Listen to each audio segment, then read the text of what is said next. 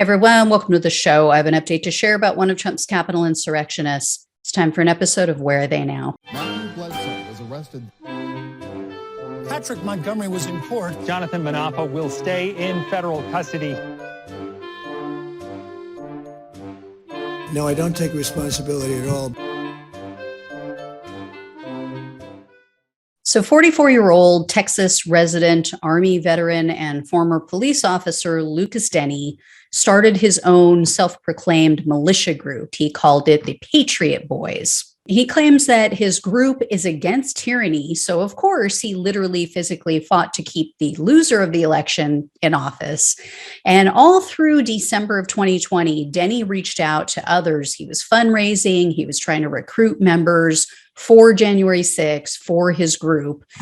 He told people that his group was, quote, allied with the Patriot Prayer and Proud Boys. On December 25th of 2020, Denney sent a message to January 6th defendant Donald Hazard, and he said, quote, 6 is going to be bigger than the last rally. I can't tell you everything I know over media here, but it's going to be big. The following day, Denney wrote to Hazard again saying, quote, DC is definitely on. Just got a $1,000 donation from just one person for the trip. Any other guys that can go that's like us and will fight, we could use them and it will be paid for. On December 28th, he wrote again, quote, I wish I could tell you more, but I can't over Messenger. But bro, you're going to love it and it's going to be historic. Sure sounds like he knew of a secret plan for violence, doesn't it? Anyway, on December 29th, Denney sent a message to someone else on Facebook, and he said in part, quote, it's the rally Trump has called for. It's the day that Congress is going to try to certify the results, linking up with thousands of Proud Boys and other militia. This is going to be huge, and it's going to be a fight. Everything is paid for through donations. Trump wants us there. Biden ain't getting into office. Denney messaged again to Hazard on December 31st, and he wrote, quote, picked us each up a bottle of police-grade pepper spray. I'm going to have you a vest, too. And he messaged someone else through Facebook and said in part, quote, remember no guns. They have strict weapon laws. Pepper spray is legal, though. On December 31st, Denney sent another Facebook message which read, quote, presidents and commanders of militias like myself are meeting on the 5th to organize and plan. Now that we know about that underground parking garage meeting between the Oath Keepers and the Proud Boy leaders, this message from Denney seems a lot more relevant. So very curious to see what, if anything, he divulged to the feds. He proved he was someone who was communicating at least with someone in the know, you know, whether directly or indirectly, I don't know, because on January 4th, he sent another Facebook message in which he wrote, quote, Trump is going to be speaking. Rumor has it he may march with us. Then on January 6th, Denney sent this message, quote, Trump speaking, then we march to the Capitol. After that, we have special plans I can't say right now over Facebook. He was later seen wearing a tactical vest, a helmet, he had hardened gloves, and he was yelling at the officers on the Capitol grounds. He was also seen on video trying to pull barriers away from officers, and he sprayed a chemical at some of them. And after the officers started to pull the barriers back and they deployed their own pepper spray, Denney then kicked the barrier and he ran away while he was flipping them off and he was yelling, fuck you, repeatedly. Then he came back and at first he just rattled the barricade, but then he continued to try to rip the barricade away from them. And then he pushed the barricade into the officers as well. He was then recorded grabbing and shoving an officer, and he attempted to grab another officer's can of chemical spray. Then later, Denney was seen swinging a large metal pole at the officer with the spray.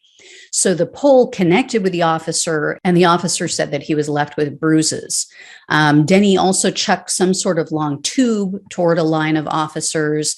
And following that violence, I should say, Denney was seen entering the lower West Terrace tunnel. He had either a baton or some sort of stick with him, and he was motioning with his hand, encouraging other people to follow him. As the officers were being crushed in that heave-ho effort that people were doing, Denney was seen on body cam pushing a riot shield into and on top of officers who were trying to hold off the siege. And then Denney was seen outside the tunnel swinging his arm and his fist. He swung at Officer Michael Fanone, who you guys have all heard about. Then he grabbed Fanone and he pulled him further into the mob, where he was assaulted to the point that he had a heart attack. On January 9th, Denney messaged Hazard again, and he warned him, quote, "Remember, don't talk about certain things to anyone. You know what I mean."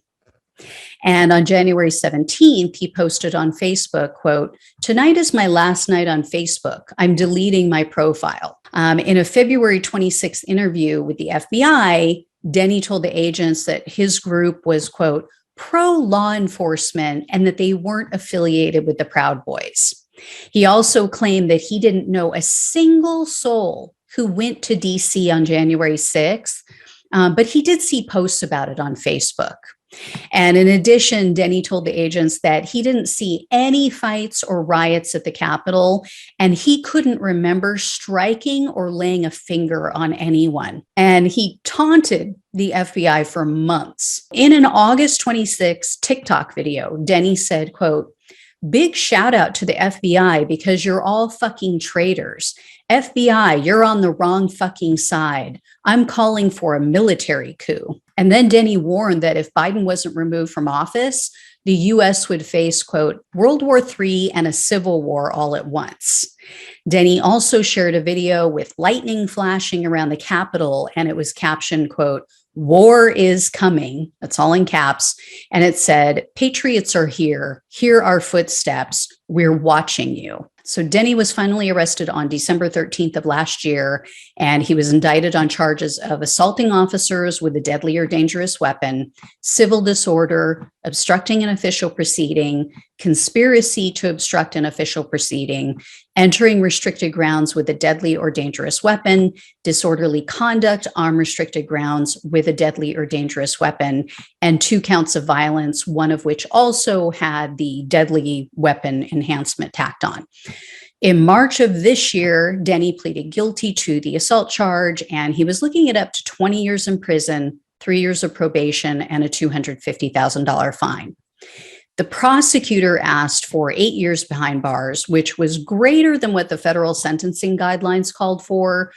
They said that because Denney was wearing body armor when he attacked officers, it warranted an upward departure from the recommended 57 to 71 months. U.S. District Judge Randolph Moss presided over this case, and although he denied the prosecutor's request for the additional 30 months, he didn't buy Denney's excuse about why he was wearing that stuff.